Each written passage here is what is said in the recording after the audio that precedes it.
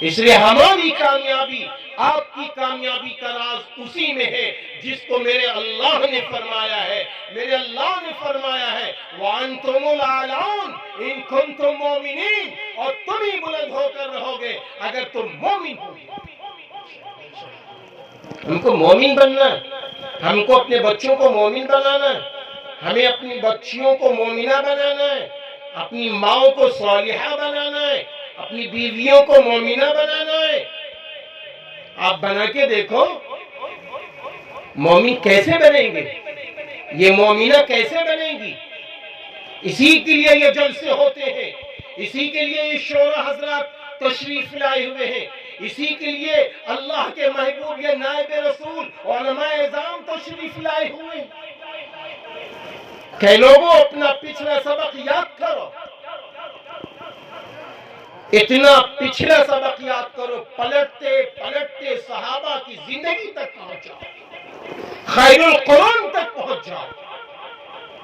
دیکھو خیر القرون کے لوگ کامیاب کیسے ہوئے, صحابہ کی کامیابی کس بنیاد پر تھی, خلفائے راشدین کی کامیابی کس بنیاد پر تھی, ایمان کی بنیاد پر, صداقت کی بنیاد پر, سچائی کی بنیاد پر. آج یہ چیزیں ہم سے نکل رہی ہیں, یہ باتیں ہم سے دور ہو رہی ہیں, یہ باتیں ہم سے بہت دور ہوتی چلی جا رہی ہیں. اس لیے ہمیں توجہ دینا ہوگا, ہمیں فکر کرنا ہوگا. ہم چھوٹی پونجی والے ہوں, ہم بڑی پونجی والے ہوں, ہماری فکر ایک ہو, ایمان کے ساتھ آئے گا, ایمان کے ساتھ آئے گا. مزدوری کر رہے ہو, ایک مزدور کا واقعہ لکھنؤ کو سناؤں, وہ بھی ایک مزدور ہے. ڈالی گنج میں خود گیا, ایک مزدور کو لینے کے لیے حاجی صاحب اپنا مکان بنانا چاہ رہے ہیں. مجھ سے کہنے لگے آپ کو مزدوروں کی پہچان ہے؟ ہم نے کہا وہ کیسی؟ کہنے لگے ہم محنتی مزدور چاہتے ہیں. ہم وہاں پہنچنے کے بعد ان کو 2 مزدور لینے تھے. میری نگاہ 2 نوجوانوں پہ پڑی. میں نے کہا بھائی میری رائے ہے کہ ان دونوں کو لے لو, ان دونوں کو لے لو.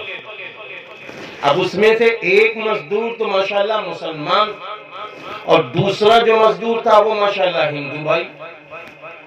دونوں آ گئے, دونوں کام کرنے لگے. اب سنیے ذرا, جب ان کے وقت کام شروع ہوا تو زور کا وقت ہوا.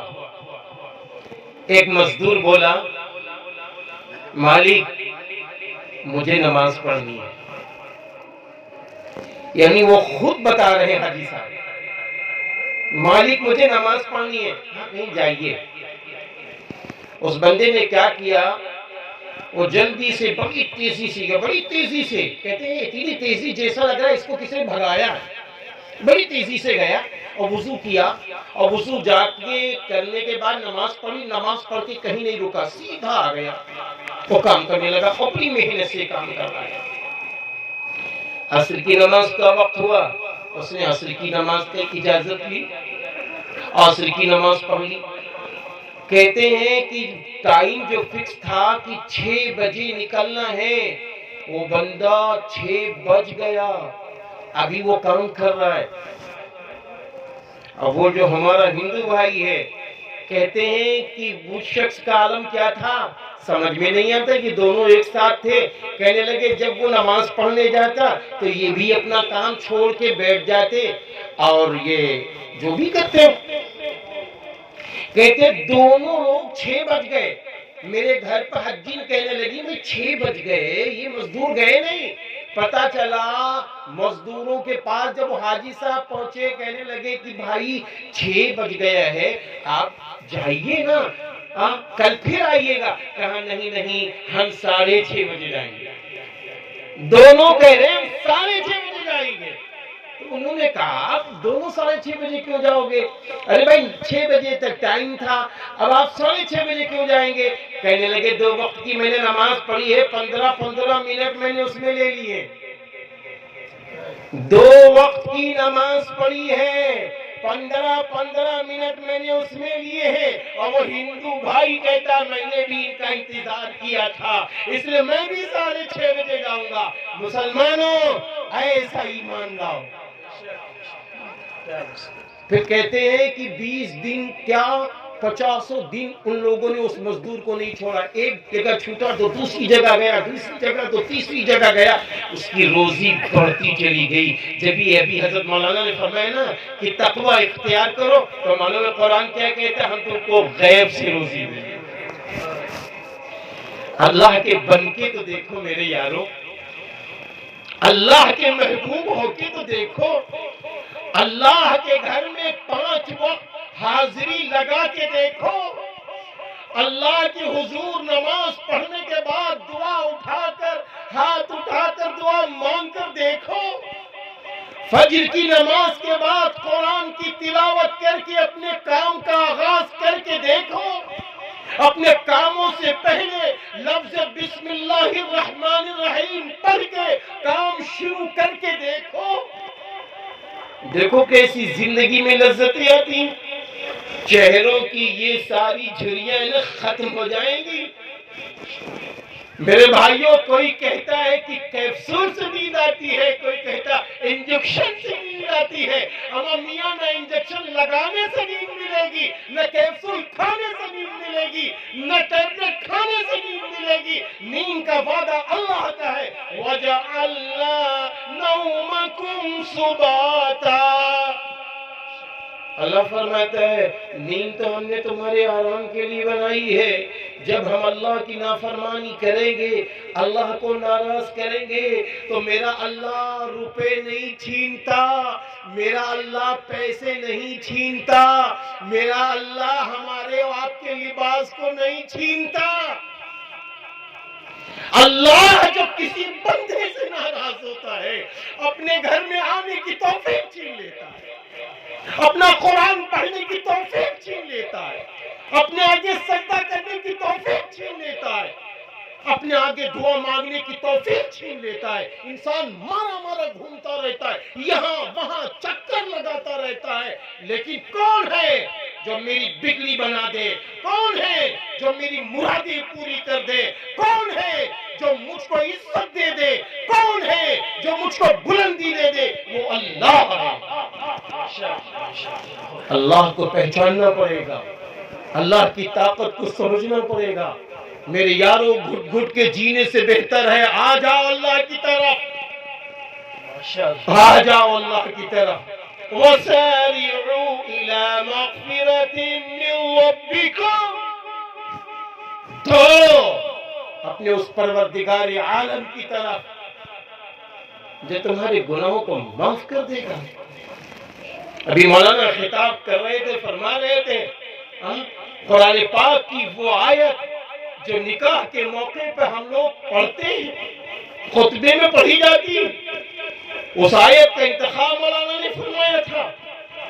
غیر مسلمانوں، میں سچ کہتا ہوں، میں قسم خدائے پاک کی کھا کے کہتا ہوں، اپنے کو شامل کر کے کہتا ہوں، کبھی کبھی میں یہ سوچتا ہوں کہ اللہ پاک آخر مسلمان کو کیا ہو گیا؟ میرا اللہ ان کو عزت دینا چاہتا ہے، میرا اللہ کہتا ہے حی علی الصلاۃ، آؤ نماز کی طرف، حی علی الفلاح، نمازی میں کامیابی۔ ابھی شاعر صاحب مولانا نصرت صاحب یا عشرت صاحب نے اپنا کلام پیش کیا، حضرت امام حسین رضی اللہ عنہ کا سجدے کا ذکر کیا، آپ نے اپنے سر کو ہلا ڈالا، آپ نے اپنی جیبوں کو ہلا ڈالا، اللہ کے پیسے دے دیے۔ یہ بتاؤ کس بنیاد پر دیا ہے؟ اس لیے کہ امام حسین شہید ہو گئے، آپ نے اس لیے ان کی نام پر آپ نے رقم نکالی، آپ نے سر ہلایا کہ وہ نواسے رسول جن کے لیے جنت نبی کی زندگی میں واجب کر دی گئی تھی۔ نبی نے فرمایا تھا سیدہ شباب اہل الجنہ الحسن والحسین رضی اللہ عنہما او کما قال علیہ السلام، حسن اور حسین جنت کے نوجوانوں کے سردار ہیں۔ میرے بھائیوں، میرے محبوب نبی نے فرما دیا تھا حسن اور حسین جنت کے نوجوانوں کے سردار، پھر بھی حضرت حسین نے کبھی ایک نماز قضا نہیں کی۔ اللہ اکبر۔ میرے بھائی معلوم ہے 10 محرم کی جب رات آتی ہے، 10 محرم کی رات آتی، تقریر کرنا آسان، کہنا آسان، آپ کو سننا آسان۔ نبی کے نواسے حسین یوں فرما رہے تھے، کیا تم اس کو شہید کر دو گے جو کبھی زندگی میں جھوٹ نہ بولا ہو؟ کیا تم اس کو شہید کر دو گے جس نے اپنی زندگی میں نماز نہ چھوڑی ہو؟ کیا اس شخص کو شہید کر دو گے جس کے نانا جان حسین کے ہونٹوں کے بوسہ دیتے؟ لیکن انہوں نے اس لیے نہیں کہا تھا، اس لیے نہیں کہا تھا کہ چھوڑ دو، اس لیے کہا تھا کہ قیامت کے دن تم میرے نانا جان کے سامنے کوئی بہانہ نہ کر سکو۔ ہم نے ساری شہادتیں پوری کر دی۔ غیور مسلمانوں کہاں جا رہے ہو؟ آج آپ تاریخ اٹھا کے دیکھیے، ایک امیر آدمی ہوتا ہے، آج وہ کتنا امیر، اس کے بچے کیسے ہوتے ہیں؟ میرے نبی تو امیروں سے امیر، میرے نبی بادشاہوں کے بادشاہ، آپ رحمت للعالمین ہیں۔ آپ بھی اللہ کے محبوب، آپ کے نوازے بھی اللہ کے محبوب، آپ کی بیٹیاں بھی اللہ کے محبوب، آپ کی بیویاں بھی اللہ کی محبوب، آپ کے چہیتے صحابہ بھی اللہ کے محبوب۔ ہم آپ بھی محبوب بن جائیں گے جب ان حضرات سے جڑ جائیں گے۔ کیا ہم سوچتے ہیں ہم آپ اللہ کے محبوب نہیں بنیں گے؟ معلوم ہے اپنے گناہوں کو یاد کر کے اللہ کے سامنے جب ایک قطرہ اگر گرا دو گے تو اللہ کے محبوب بن جاؤ گے۔ ایک روایت میں ہے کہ جب جہنم ابھی حساب و کتاب ہو رہا ہوگا، جہنم کی آگ جہنم کے اوپر آ جائے گی، جہنم کی آگ جہنم کے اوپر آ جائے گی، وہ انسانوں کی طرف بڑھنے لگے گی۔ میرے بھائیوں کو غور سے سننا، انسانوں کی طرف بڑھنے لگے گی۔ میری ماں غور سے سننا، انسانوں کی طرف بڑھنے لگے گی تو لوگ پریشان ہو جائیں گے۔ ہر شخص کوئی نماز کا، کوئی صدقے کا، کوئی روزوں کا حوالہ دے کے کہے گا تم جہنم میں چلی جاؤ، تم جہنم میں چلی جاؤ۔ اتنی دیر میں حضرت جبریل علیہ السلام ایک پیالے میں تھوڑا سا پانی جیسا لے کر آئیں گے اور فرمائیں گے اللہ کے رسول آپ اس کو ڈال دیجئے، یہ جہنم میں چلی جائے گی۔ تو اس وقت معلوم کیا ہوگا؟ جیسے ہی تھوڑا پانی میرے محبوب نبی لیں گے اور وہ پانی کیا ہوگا معلوم ہے؟ چھڑکیں گے اور جہنم کی آگ جہنم میں چلی جائے گی، سب راحت پا جائیں گے۔ اب سنیے، حضرت جبریل علیہ السلام سے رسول اللہ صلی اللہ علیہ وسلم نے فرمایا اے جبریل یہ کیسا پانی ہے؟ اے جبریل یہ کیسا پانی ہے؟ حضرت جبریل علیہ السلام نے فرمایا اللہ کے رسول آپ کا جب وہ مومن امتی، آپ کا وہ امتی جب اپنے گناہوں کو یاد کر کے سچے دل سے روتا تھا، اللہ کے حضور رو کے کہتا تھا اللہ میں مجرم ہوں، اللہ میں گناہگار ہوں، اللہ میں خطا کار ہوں، تیرے سوا کوئی معاف نہ کرے گا، تو ہی ہے معاف کرنے والا۔ تو توبہ کو پسند کرتا ہے۔ سچی توبہ جب کرتا تھا اور اس کی آنکھوں سے جو آنسو گرتے تھے تو فرشتوں کو اللہ نے لگا رکھا تھا، وہ آنسو کے قطرے زمین پہ گرنے سے پہلے فرشتے قید کر لیتے تھے۔ یہ وہ آپ کی امت کے وہ آنسو کے قطرے ہیں جس سے جہنم کی آگ بجھ گئی، باہر نہیں آ سکی، وہ جہنم میں چلی گئی۔ پیارے مسلمانوں، پیاری بہنوں، یہ کہانی نہیں ہے، یہ قصے نہیں ہیں۔ ارے جڑو اس سے جس کی حکومتیں ہر چیز سے ہے، ہر چیز پر ہے، اس سے جوڑو، اللہ سے جوڑو، اللہ سے جوڑو۔ اپنی زبان کو میٹھی، اپنی نگاہوں کو پاک، اپنے دل کو صاف کینہ، کپٹ، بغض، عداوت، نفرتوں سے پاک کرو۔ اللہ نے پیارے رشتے دیے تھے، کسی کو اللہ نے بھائی بہن دے دیا، کسی کو اللہ نے دو دو بھائی بہن دے دیے، کسی کو اللہ نے چار پانچ بہنیں اور بھائی دے دیے۔ اے پیارو، آج یہ بھائی کاہے کے لیے اللہ نے دیا تھا؟ یہ اماں کاہے کے لیے اللہ نے دی ہے؟ ابا یہ کاہے کے لیے اللہ نے دیا تھا؟ ہاں، یہ چچا کا رشتہ، یہ ماما کا رشتہ، یہ دادا کا رشتہ، یہ نانا کا رشتہ، یہ نانی کا رشتہ، اور یہ سالے کا رشتہ، یہ دلہا بھائی کا رشتہ، یہ بہنوئی کا رشتہ، ارے یہ رشتے اللہ نے کیوں دیا ہے؟ ان سے جڑنے کے لیے دیا ہے، ان کا ایک دوسرے کا احترام کرنے کے لیے دیا ہے، ایک دوسرے سے محبت کرنے کے لیے دیا ہے، اس لیے دیا ہے کہ تم ان سے جڑو، ایک دوسرے کا ایمانی رشتوں سے ایک دوسرے کا حق ادا کرو، ایک دوسرے کا حق ادا کرو۔ اس لیے اللہ نے یہ رشتے دیے، حق ادا کرو۔ ماں کا کیا حق ہے، باپ کا کیا حق ہے؟ میں آپ کو ایک ہی روایت ماں باپ کی سناؤں، میں اپنی بات کو لمبی نہ کروں گا، سردی کی رات ہے، ہرگز لمبی نہ کروں گا۔ 25 منٹ ماشاءاللہ میری بات کرتے ہوئے ہو گئے، کیونکہ میں نے الارم لگا رکھا ہے، گھنٹہ بج چکا ہے، 25 منٹ میری بات کرتے ہوئے ہو گئے۔ میرے پیارے مسلمان بھائیوں، میں آپ سے یہ کہنا چاہوں گا، یہ رشتے جو ہیں، چاہے ماں کا رشتہ ہو، باپ کا رشتہ ہو، ان رشتوں کی قدر کرنا۔ میں ان نوجوانوں کو سمجھانا چاہتا ہوں، میں ان نوجوان بہنوں کو سمجھانا چاہتا ہوں، میں ان شادی شدہ کئی بچوں کے باپوں کو سمجھانا چاہتا ہوں جن کی ماں زندہ ہے، جن کے باپ زندہ ہے۔ سن لو، کبھی کیا ہوتا ہے، بٹوارا ہوتا ہے، یا کبھی ماں باپ کوئی بات کہہ دیتے ہیں تو ہم لوگ ماں باپ کو جھڑک دیتے ہیں، ماں باپ کو اف کرتے ہیں، ماں باپ کے خلاف بول بھی پڑتے ہیں، ماں باپ کے خلاف بد کلامی بھی کرتے ہیں، پتہ نہیں کیا ہم کرتے ہیں، جبکہ اللہ تعالیٰ نے صاف فرما دیا، وَقَضَىٰ رَبُّكَ أَلَّا تَعْبُدُوا إِلَّا إِيَّاهُ وَبِالْوَالِدَيْنِ إِحْسَانًا إِمَّا يَبْلُغَنَّ عِندَكَ الْكِبَرَ أَحَدُهُمَا أَوْ كِلَاهُمَا فَلَا تَقُل لَّهُمَا أُفٍّ